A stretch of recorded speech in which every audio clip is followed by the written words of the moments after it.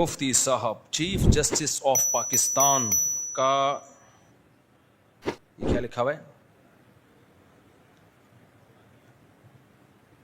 Chief justice of Pakistan نے قادیانیوں کو تبلیغ کی اجازت دی ہے، اس کی وضاحت فرمائیں۔ پاکستان میں پہلے مسائل کم چل رہے ہیں، جو چیف جسٹس صاحب نے ایک اور ملاکھڑا کھڑا کر دیا ہے۔ چیف جسٹس صاحب نے جو فیصلہ کیا ہے نا، اس میں بنیاد اس کو بنائے مذہبی آزادی، غیر مسلموں کو مذہبی آزادی ہے، تو یہ آئین سے بھی بغاوت ہے۔ مذہبی آزادی کا یہ مطلب کہ وہ اپنے مذہب کی تبلیغ کرنا شروع کر دیں، اور قادیانیوں سے جو ہمارا اختلاف ہے وہ عام غیر مسلموں والا اختلاف نہیں ہے۔ قادیانی ایک جھوٹے نبی کو محمد صلی اللہ علیہ وسلم کی طرف منسوب کرتے ہیں اور اتنا بڑا کفر کر کے اپنے آپ کو مسلم کہلاتے ہیں۔ قادیانی اپنے نام کے ساتھ اسلام ہٹا دیں تو ہم قادیانیوں کو وہی پروٹوکول دیں گے جو ہم ہندوؤں کو اور عیسائیوں کو دے رہے ہیں۔ کبھی ہم نے ہندو عیسائی کے خلاف کوئی نفرت آمیز تقریر کی؟ کبھی ہم نے کہا ہندو اور عیسائی سے لین دین جائز نہیں ہے، ان سے جو ہے تعلقات جائز نہیں؟ کبھی ہم نے کہا؟ قادیانیوں سے ہم تعلقات کی اجازت شدید مجبوری کے بغیر نہیں دیتے۔ وجہ کیا ہے؟ میں اس کو کئی بار مثال سے سمجھا چکا ہوں۔ دیکھو، ایک محلے میں ایک چرسی ہے، غریب ہے، حاجت مند ہے، آپ اس کی خدمت کرتے ہو۔ جب آپ کے گھر آتا ہے آپ کہتے ہو چلو یار یہ اس کا پرسنل معاملہ ہے، چرس پیتا ہے کہ نہیں پیتا، انسانیت کے ناطے آپ اس کا اکرام کرتے ہو، یہاں تک تو ٹھیک ہے بھائی۔ لیکن اس چرسی نے کہنا شروع کر دیا آپ کے بارے میں کہ آپ اس کے ابا ہو، اور جعلی ڈاکومنٹس بھی بنوا لیے اس نے۔ اب آپ کی غیرت برداشت کرے گی؟ اس کو پروٹوکول دو، وہ آپ کے گھر آ رہا ہے، آپ اس کو ساتھ لے کے گھوم رہے ہو، اپنے ساتھ کھلا رہے ہو، آپ بولو گے بھائی تو اپنی میری طرف نسبت ختم کر، میں چرسیوں کا باپ نہیں ہوں۔ آپ کو بے عزتی محسوس ہوگی اپنی، بھائی تو اپنے آپ کو میرے کھاتے میں کیوں ڈال رہا ہے؟ ہمارا عقیدہ ہے کہ قرآن مجید میں اللہ تعالیٰ نے صاف طور پر رسول اللہ صلی اللہ علیہ وسلم کے بارے میں بتا دیا، خاتم النبیین، آپ تمام پیغمبروں کے سب سے آخر میں ہیں۔ دیکھو، جب محمد صلی اللہ علیہ وسلم نے نبوت کا دعویٰ کیا تو کسی عیسائی اور یہودی نے اس بیس پہ آپ کے نبی ہونے کا انکار نہیں کیا کہ حضرت موسیٰ آخری نبی تھے یا حضرت عیسیٰ آخری نبی تھے۔ کوئی ایک ضعیف روایت بھی نہیں ملتی ہمیں، اس بیس پہ انکار نہیں کیا، کیونکہ حضرت عیسیٰ علیہ السلام نے کبھی یہ نہیں کہا کہ میں آخری نبی ہوں، لاسٹ میسنجر آف گاڈ ہوں میں۔ حضرت موسیٰ نے اور آپ کے بعد جتنے پیغمبر آئے کسی نے بھی یہ دعویٰ نہیں کیا۔ تبھی یہودی نبی صلی اللہ علیہ وسلم کے پاس تحقیق کے لیے آیا کرتے تھے، یہ دیکھنے کے لیے کہ آپ واقعی پیغمبر ہیں یا نہیں ہیں، نشانیاں چیک کرتے تھے۔ اگر حضرت عیسیٰ نے یہ دعویٰ کیا ہوتا کہ میں آخری نبی ہوں اور یہ بات عیسائیوں میں مشہور ہوتی تو عیسائی کہتے بھائی یہ اب کوئی نیا نبی دعویٰ ہی نہیں کر سکتا، تو پھر یہود و نصارہ کے آپ کے پاس آنا اور آپ کی بات سننا، تحقیق کی کوشش کرنا کہ یہ صحیح ہیں غلط ہیں، یہ سارے کام ہی لغو ہو جاتے، یہ کرتے ہی نہیں وہ۔ جب نبی صلی اللہ علیہ وسلم نے حضرت عبداللہ بن مسعود رضی اللہ تعالیٰ عنہ اور جعفر طیار رضی اللہ تعالیٰ عنہ کی قیادت میں حبشہ کی طرف وفد بھیجا ہے، تو حبشہ کا بادشاہ جو نجاشی تھا وہ عیسائی تھا۔ نجاشی نے تحقیق کے لیے بلایا جعفر طیار رضی اللہ تعالیٰ عنہ کو، آگے کیا، فرمایا کہ کیا بات کرتے ہو تو؟ انہوں نے بتایا کہ بھئی ہمارے ہاں نبی ظاہر ہوئے ہیں جن کا نام محمد ہے صلی اللہ علیہ وسلم۔ نجاشی نے پوچھا ان کا کیا دعویٰ ہے، وہ کیا تعلیمات دیتے ہیں؟ نجاشی تو عیسائیوں کا بادشاہ تھا، نجاشی کو کیا عیسائیوں کے عقیدے کا نہیں پتا تھا؟ اور اس کے ارد گرد پادری بیٹھے ہوئے تھے۔ اس وقت مذہبی ریاستیں ہوتی تھیں، سیکولر ریاستیں تو اب آنا شروع ہوئی ہیں، پہلے اسٹیٹس مذہبی ہوتی تھی۔ ایک مذہبی اسٹیٹ کا، عیسائی اسٹیٹ کا بادشاہ ہے، اس کے ارد گرد سارے عیسائی مذہبی رہنما بیٹھے ہوئے ہیں۔ نجاشی نے پوچھا کہ وہ کیا دعویٰ کرتے ہیں، انہوں نے بتایا کہ نبوت کا دعویٰ کرتے ہیں۔ نجاشی نے تحقیق کے لیے پوچھا کہ واقعی سچے نبی ہیں معاذ اللہ یا جھوٹے ہیں؟ تو نجاشی نے تحقیق کے لیے پوچھا کہ کیا کیا تعلیمات دیتے ہیں۔ پھر نجاشی نے کہا جو قرآن کلام ان پہ نازل ہوا ہے جس کے بارے میں وہ دعویٰ کرتے ہیں کہ یہ اللہ کا کلام ہے، وہ پڑھ کے سناؤ۔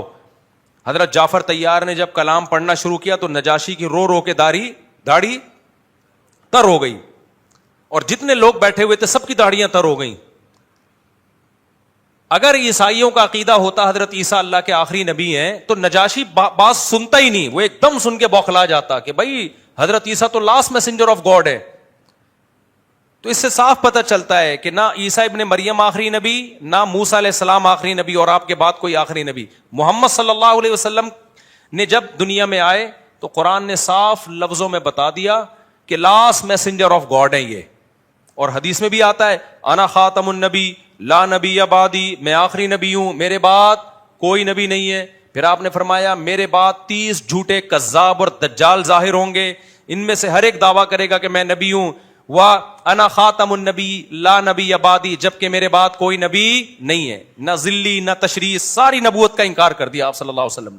ہمیں یہ بتا دیا کہ عیسیٰ ابن مریم نازل ہوں گے، لیکن وہ ایز اے نبی نازل نہیں ہوں گے، ایز اے امتی نازل ہوں گے. وہ کوئی نیا نبی نہیں آ سکتا. پرانا نبی نازل ہو سکتا ہے، نیا نبی مرزا غلام احمد کوئی آسمان سے تھوڑی ٹپکا ہے، وہ تو پیدا ہوا ہے، اس کے ابا کا بھی پتا ہے لوگوں کو، اماں کا بھی پتا ہے. تو اب اسی وجہ سے اس امت میں نبی صلی اللہ علیہ وسلم کے دنیا سے جانے کے بعد جس شخص نے بھی نبوت کا دعویٰ کیا ہے، کبھی بھی مسلمان علماء صلحاء یا مسلمان حکمران اس کے پاس تحقیق کے لیے نہیں گئے ہیں کہ یہ صحیح دعویٰ کر رہا ہے یا جھوٹا. فوراً یہ کہا کہ بھائی اب کوئی پیغمبر دنیا میں نہیں آ سکتا. یہی وجہ ہے کہ مرزا غلام احمد قادیانی نے جب دعویٰ کیا تھا تو علماء نے اسی وقت کہہ دیا، عرب علماء، ملیشیا کے، انڈونیشیا کے اور ہندوستان کے اور افریقہ کے، جہاں جہاں دنیا میں اسلام ہے، سب نے کہہ دیا بھائی یہ ممکن ہے ہی نہیں. تو یہ اجماعی عقیدہ ہے. اب اگر ایک شخص، اچھا قادیانی یہاں تک رہتے، کہتے ٹھیک ہے آپ نہ مانو، ہم اس کو کیا مانتے ہیں، نبی، بات ختم ہو جاتی. بھائی ہم کہتے ٹھیک ہے تم نے اپنی طرف سے ایک نبی گڑھ لیا، تم اپنے عقیدے کے مکلف ہو، تم جانو اور تمہارا مذہب جانے، ہمیں اس سے کوئی غرض نہیں ہے. دنیا میں اتنے سارے مذاہب ہیں، ایک اور مذہب. لیکن انہوں نے گڑبڑ کیا کی ہے. ایک جھوٹا نبی جو محمد صلی اللہ علیہ وسلم کی تعلیمات کے مطابق کذاب اور دجالوں کی فہرست میں داخل ہے، کیونکہ آپ نے فرمایا 30 کذاب اور دجال ظاہر ہوں گے. تو قادیانی اس کا جواب یہ دیتے ہیں کہ کذاب اور دجالوں کے بارے میں کیا ہے، مرزا غلام احمد کذاب اور دجال تھوڑی ہے. بھائی حدیث کے پورے الفاظ کیا ہے، 30 کذاب اور دجال ظاہر ہوں گے جو ہر ایک جھوٹے ہونے کا دعویٰ کرے گا. اور ان کے کذاب اور دجال ہونے کی جو نبی نے وجہ بیان کی وہ حدیث کے آخر میں فرمایا کہ حقیقت یہ انا خاتم النبی لا نبی بعدی، میرے بعد کوئی نبی نہیں ہے. تو یہ وجہ جو بیان کی جا رہی ہے نا کذاب اور دجال ہونے کی کہ میرے بعد کوئی نبی نہیں ہے، یہ وجہ پورے طور پر مرزا غلام احمد قادیانی پہ صادق آتی ہے یہ وجہ. اور آپ نے تو فرمایا، ایک حدیث میں آتا ہے کہ میرے بعد کوئی نبی ہوتے، صحیح حدیث ہے، لکانا عمر تو عمر ہوتے. ایک حدیث میں آتا ہے کہ انت منی بمنزلتی ہارون من موسیٰ، حضرت علی رضی اللہ تعالیٰ عنہ سے آپ نے فرمایا کہ تمہاری میری وہی نسبت ہے جو موسیٰ اور ہارون کی تھی، لیکن فرق یہ ہے کہ موسیٰ کے بعد تو نبی تھے، میرے بعد نبی نہیں ہے. کیا مطلب نبی نہ ہوتے، میرے بعد نبی کا امکان ہوتا تو اللہ تمہیں بھی ہارون جیسا نبی بنا دیتے. ہارون علیہ السلام کی نبوت موسیٰ علیہ السلام کے تابع تھی، ذلی نبی تھے ہارون علیہ السلام، اصل نبی موسیٰ تھے. ہارون علیہ السلام انہی نبی کے ویژن کو لے کے چل رہے تھے آگے. بات موسیٰ کی ہوتی تھی، زبان کس کی ہوتی تھی، ہارون کی. قادیانی کہتے ہیں کہ یہ جو حدیث میں آتا ہے کہ میرے بعد کوئی نبی نہیں ہے، اصل میں اس کا مطلب ہے اصلی نبی، اصل کے اعتبار سے نبی نہیں ہے.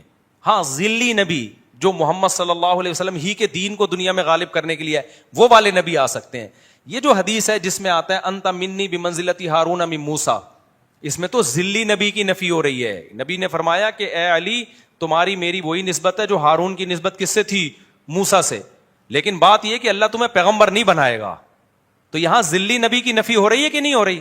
ذل کہتے ہیں سائے کو، ذیلی نبی بھی کہہ سکتے ہیں، ذیلی نبی، اس کی نفی ہو رہی ہے نا.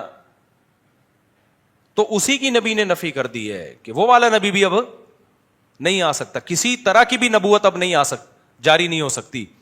تو قادیانی نے پھر بھی کہا کہ نہیں جی ہم حدیثوں کو نہیں مانتے، اپنی طرف سے تعویلات کر کے ایک مرزا غلام احمد قادیانی کو جو پروفیسر تھا اس کو کیا بنا دیا، پیغمبر.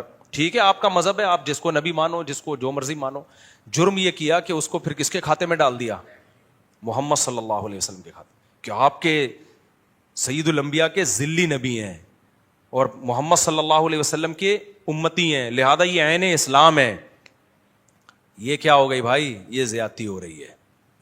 عیسائی اپنے آپ کو عیسائی کہتا ہے، محمد صلی اللہ علیہ وسلم کا انکار کرتے ہیں، اسلام نے دین میں زبردستی نہیں رکھی. لا اکراہ فی الدین. ہم عیسائیوں کو ڈنڈے کے زور سے مجبور نہیں کر سکتے کہ ہمارے نبی کو نبی مانے.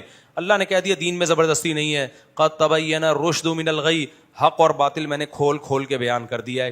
کوئی عیسائی نیوٹرل ہو کے غور کرے گا تو اسے یقین ہو جائے گا کہ جتنی علامتیں عیسیٰ ابن مریم میں نبی ہونے کی پائی جاتی ہیں محمد صلی اللہ علیہ وسلم میں اس سے زیادہ ہی پائی جائیں گی, اس سے کم نہیں پائی جائیں گی.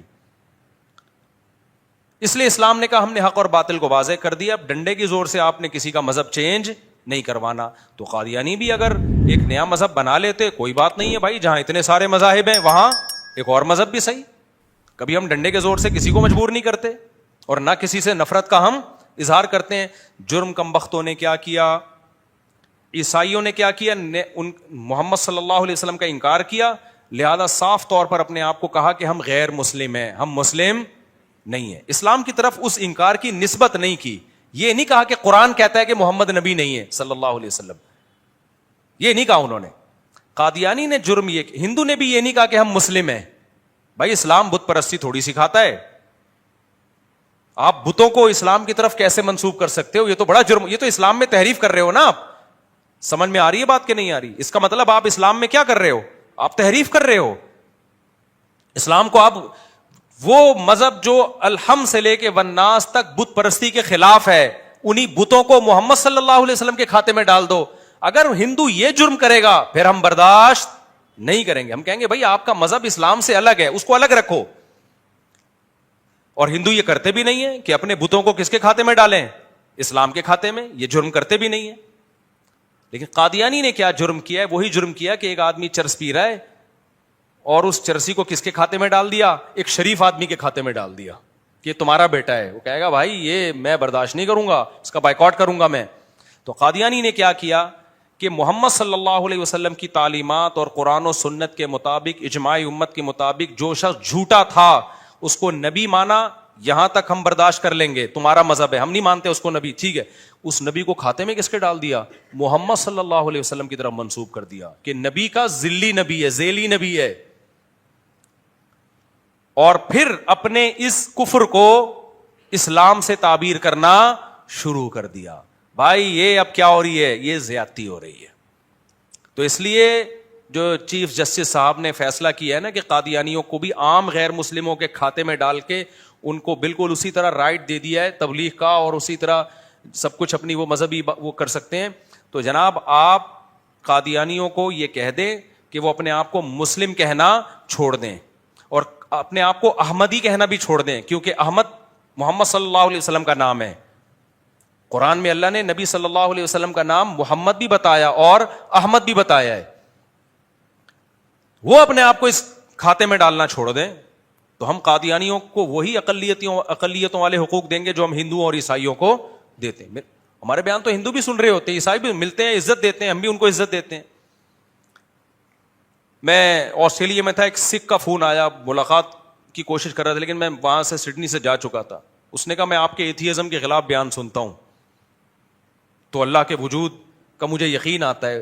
کم از کم اس میں اتنی نرمی پیدا ہوئی. اس نے کہا کم از کم اتنی بات تو ہے نا کہ اللہ کو ماننے والے اور نہ ماننے والے برابر نہیں ہو سکتے. اللہ کو ماننے سے کم از کم اتنا تو ہوگا نا, خدا کو ماننے سے, کریٹر گاڈ کو ماننے سے, کہ دنیا میں برائی کم ہوگی. کیونکہ اگر گاڈ لیس زندگی ہو تو پھر انسان اور جانور میں کوئی فرق نہیں ہے. وہ سکھ ہو کے اللہ نے اس کو اتنی عقل دی ہے, اور ہمارے سیکولر اور لبرل لوگوں کو یہ عقل نہیں ہے. وہ کہہ رہے بھلے ہم مسلم نہیں ہیں لیکن کم از کم آپ خدا کے وجود کو ثابت کرتے ہو, یہ انسانیت کے لیے بہتر ہے. کیونکہ خدا کا انکار کر دینا اس سے انسان اور جانور میں فرق ختم ہو جاتا ہے. تو سب سے تعلقات ہیں, لیکن بھائی قادیانیوں کو ہم اتنا فری بولو نہیں کریں. اگر کوئی قادیانی کا فون آتا کہ آپ سے ملنا چاہتا ہوں, اس نیت سے تو مل لیتا تبلیغ کروں گا اس کو, اس نیت سے نہیں کہ میں دوستی کا ہاتھ بڑھاؤں گا, دعوتیں ہوں گی, سیلفیاں چلیں گی, نا نا نا نا.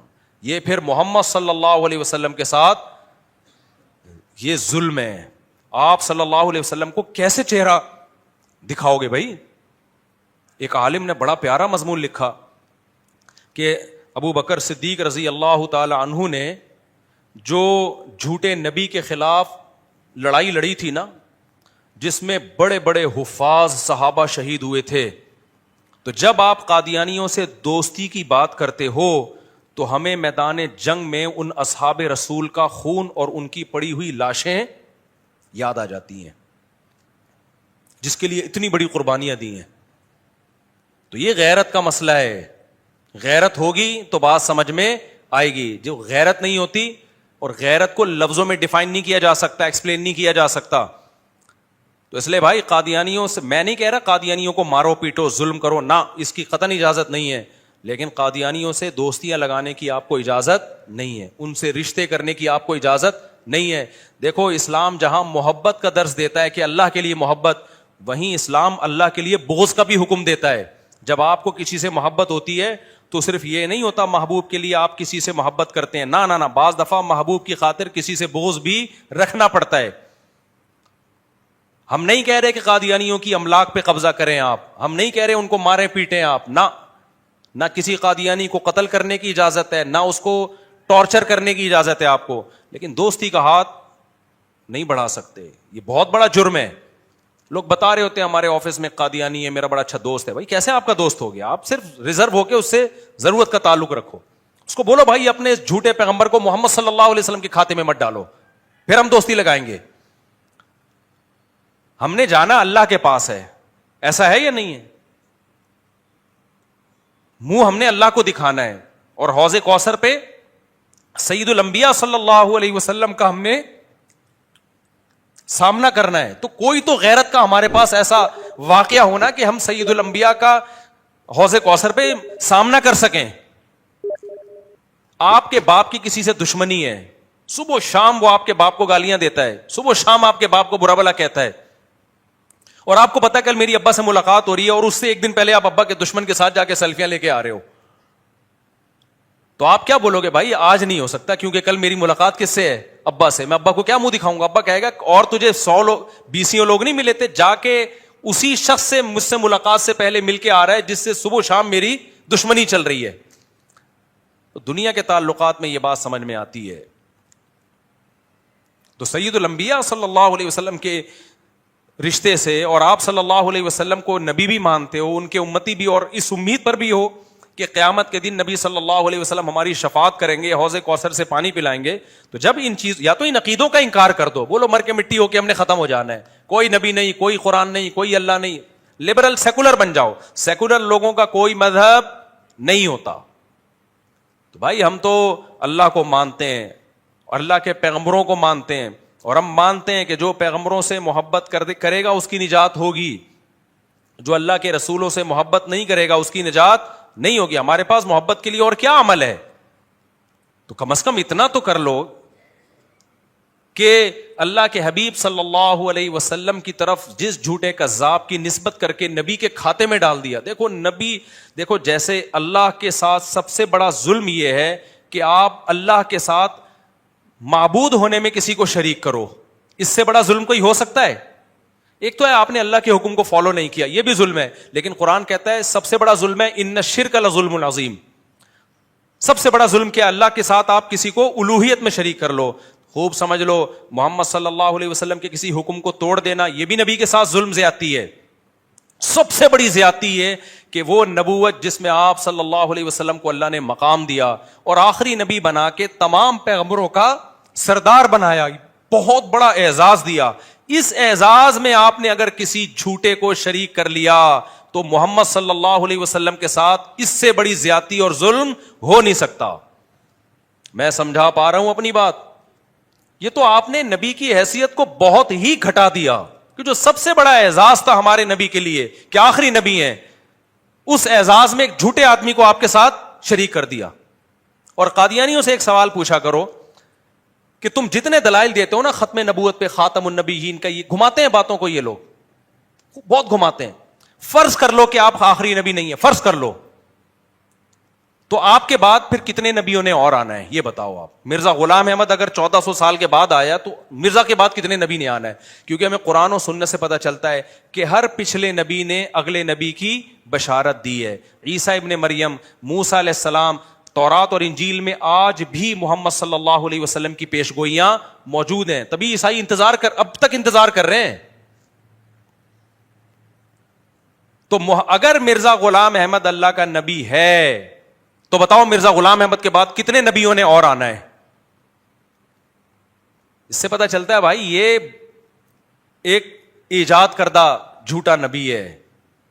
اگر یہ انبیاء کا سلسلہ ہوتا تو محمد صلی اللہ علیہ وسلم بھی خوشخبری دے کے جاتے, پھر مرزا دنیا میں آتا وہ خوشخبریاں دے کے جاتا آگے بہت سارے پیغمبروں کی, لیکن مرزا نے کسی جدید پیغمبر کی کوئی خوشخبری نہیں دی ہے. تو اس کا مطلب تم مرزا کو آخری نبی مانتے ہو, پھر کس کو تم آخری نبی مانتے ہو؟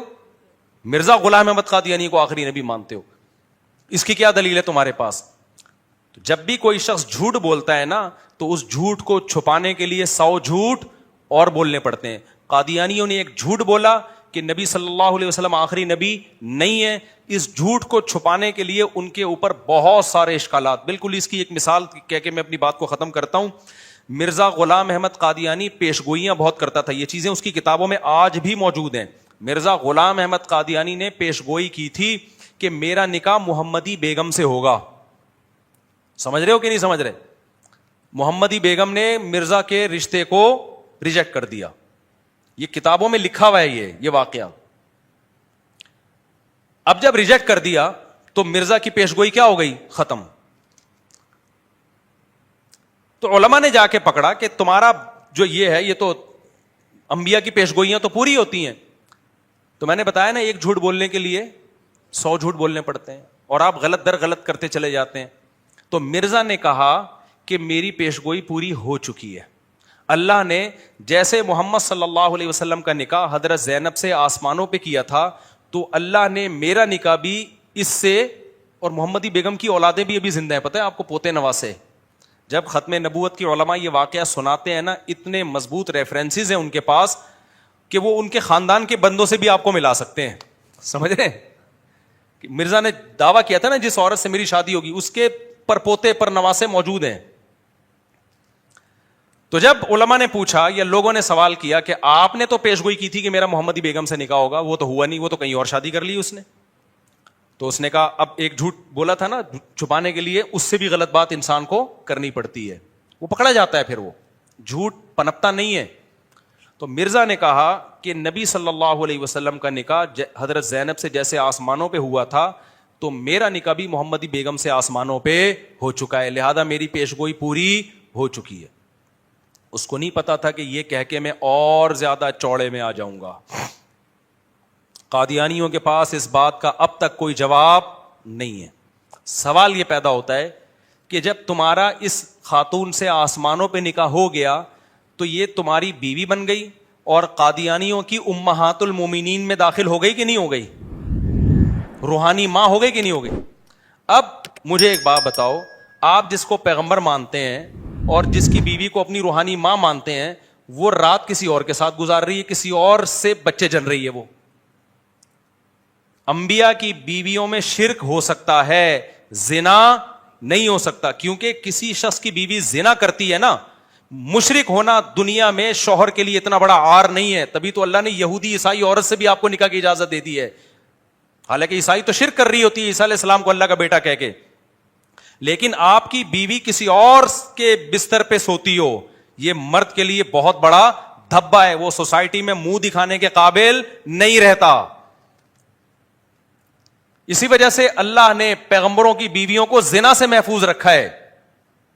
نوح علیہ السلام, لوط علیہ السلام کی بیوی کافرہ تھی, زانیہ نہیں تھی, تبھی حدیث میں آتا ہے ولدت من نکاح الا من زنا, مطلب حدیث کا آدم سے لے کے اب تک میرے نسب میں کوئی خلل واقع نہیں ہوا ہے. جتنا نبی صلی اللہ علیہ وسلم کا سلسلہ آدم علیہ السلام تک پہنچتا ہے نا, آپ کی ماؤں میں بھی کسی نے کبھی خیانت نہیں کی ہے, چاہے وہ غیر مسلم ہی کیوں نہیں تھی. اللہ پیغمبروں کے نسب کو محفوظ رکھتا ہے. تو آپ اب اندازہ لگاؤ کہ قادیانیوں کی روحانی ماں ہیں, امہات المومنین ہیں, اور مرزا کے مطابق سوتی کسی اور کے پاس ہے, بچے کسی اور سے جن رہی. آپ کی اماں اللہ نہ کرے یہ کام کر رہی ہو, آپ سوسائٹی میں کسی کو منہ دکھانے کے قابل رہو گے؟ آپ زنا کے خلاف تقریریں کر رہے ہو, کسی نے کہا کہ آپ کی اماں سنا ہے گھر سے بھاگ گئی ہیں, اور سنا ہے ان کے 6 بچے بھی ہو گئے ہیں کہیں اور جا کے. آپ کم از کم کسی اور ٹاپک پہ بیان کرو گے, اس ٹاپک پر کبھی دوبارہ بیان نہیں کرو گے. تو اللہ پیغمبروں کو اس عار اور عیب سے محفوظ رکھتے ہیں کہ ان کی بیویاں زنا کریں. بہت سارے سوالات ہیں قادیانیت کے بارے میں، تو آپ ختم نبوت کے علماء کے پاس بیٹھ جائیں تو 2 منٹ میں آپ کو، اگر کوئی قادیانی حق کا متلاشی ہے 2 منٹ میں وہ اس کی کتابوں سے کچا چھٹا کھول کے رکھ دیتے ہیں مرزا کے بارے میں. تو قادیانیوں کا جرم مرزا کو نبی ماننا یہ بھی ہے، لیکن بڑا جرم کیا ہے کہ اپنے آپ کو وہ کیا کہتے ہیں؟ مسلم. بھائی اس جھوٹے نبی کو اسلام کے کھاتے سے نکال لو. تو جیسے ہم ہندوؤں کو گلے لگاتے ہیں، عیسائیوں کو لگاتے ہیں، آپ کو بھی ہم گلے لگانے کے لیے تیار. آپ شاعر اسلام کا سہارا لینا چھوڑ دو. آپ اپنی مسجد کو مسجد نہ کرو. ہندو اپنے مندر کو مندر کہتا ہے، مسجد نہیں کہتا. عیسائی اپنے چرچ کو چرچ کہتا ہے، مسجد نہیں کہتا. اگر عیسائی اپنے چرچ کو مسجد کہنا شروع کر دے، مسلمانوں کو غصہ آئے گا کہ نہیں آئے گا؟ اور ہم اپنی مسجد کو چرچ کہنا شروع کر دیں، عیسائیوں کو غصہ آئے گا، ہندوؤں کو غصہ آئے گا کہ تم اپنی مسجد کو مندر، مندر تو ہمارا ہوتا ہے، تمہارا تھوڑی ہوتا ہے. تو عیسائی اپنی عبادت گاہ کو کوئی بھی نام دے دیں، مسجد کہنے کی، قادیانی اپنے عبادت گاہ کو کوئی بھی نام دے دیں، مسجد کا لیبل لگانے کی آپ کو اجازت نہیں ہے. قادیانی مرزا کو نبی کہہ دیں، جو ہماری نظر میں جھوٹا ہے، لیکن اس کو محمد صلی اللہ علیہ وسلم کے کھاتے میں ڈالنے کی اجازت نہیں ہے. شاعر اسلام، اذان، یہ چیزیں شاعر اسلام میں، یہ قادیانیوں کو اجازت نہیں ہے. تو یہ جو چیف جسٹس صاحب نے فیصلہ کیا ہے، کچھ ہوش کے ناخن لو. ابھی ملک کن حالات سے گزر رہا ہے اور آپ نے ایک نیا شوشہ لا کے قوم کے اوپر مسلط کر دیا. تو الحمدللہ جامعۃ الرشید اب اس پہ اجلاس بلایا، محنت کر رہا ہے کہ اس میں کیس فائل کر کے اس قانون کو چینج کرنے کی کوشش کی جائے. تو اور بھی الحمدللہ علماء کوشش کر رہے ہیں اس کی. تو اللہ سے ہمیں امید ہے کہ انشاءاللہ یہ قانون چینج ہو جائے گا. اگر چینج نہیں ہوتا تو عوام کا یہ ذمہ داری ہے کہ سوشل میڈیا پہ بھی اور ہر طرح سے وہ اپنا احتجاج ریکارڈ کروائے کہ ہم کسی قیمت پہ اس قانون کو باقی رہنے نہیں دیں گے. یہ ہماری غیرت کا مسئلہ ہے اور ہمارے ایمان کا مسئلہ ہے. یہ مطلب نہیں ہے کہ ہم مذہبی تشدد پسندی کے قائل ہیں. ہم مذہبی طور پر متشدد ہوتے تو عیسائیوں کو چرچ جانے نہیں دیتے، عیسائیوں کے ساتھ لین دین کو حرام قرار دیتے. نہ ہم کہہ رہے ہیں بھائی اپنی لمٹ کو قادیانی کراس کرنے کی کوشش نہ کریں، جتنے ہو اتنے رہو، اپنے آپ کو ہمارے کھاتے میں مت ڈالو. آپ تو نہیں ڈالیں تو ٹھیک ہے، جب تک ڈالیں گے ہم ان کا ہر طرح سے بائیکاٹ کریں گے ہم ان کا. اچھا بھائی نہ ہو گیا، کافی ہے. چیف جسٹس ہو گیا میرے بھائی. مفتی صاحب اگر کسی لڑکی سے نکاح کرنے سے پہلے یہ پتہ لگانا ہو کہ اس کا عقیدہ کیا ہے، تو بھائی نکاح کرنے سے پہلے پتہ لگا لو. اگر شک ہے، نارملی تو کسی مسلمان ہے تو سارے مسلمان ہی ہیں، یہ تو نہیں کہ پورے جا کے اس کو عقیدے پوچھو کیا کرتے ہو کیا. لیکن اگر کہیں شک ہے، قرائن سے پتہ چل رہا ہے، تو پھر پوچھ لینا چاہیے کہ نبی کے بارے میں آپ کا کیا عقیدہ ہے. حاضر ناظر مشکل کشا ہر جگہ موجود ہے. اگر وہ کہے ہاں جی میں نبی کو ہر جگہ حاضر ناظر مانتی ہوں، مشکل کشا مانتی ہوں، یعنی جب چاہے جہاں سے چاہے مدد کر سکتے ہیں، تو اس کا پھر تو بھائی یہ نکاح ہوگا ہی نہیں نا. اچھا میرے بھائی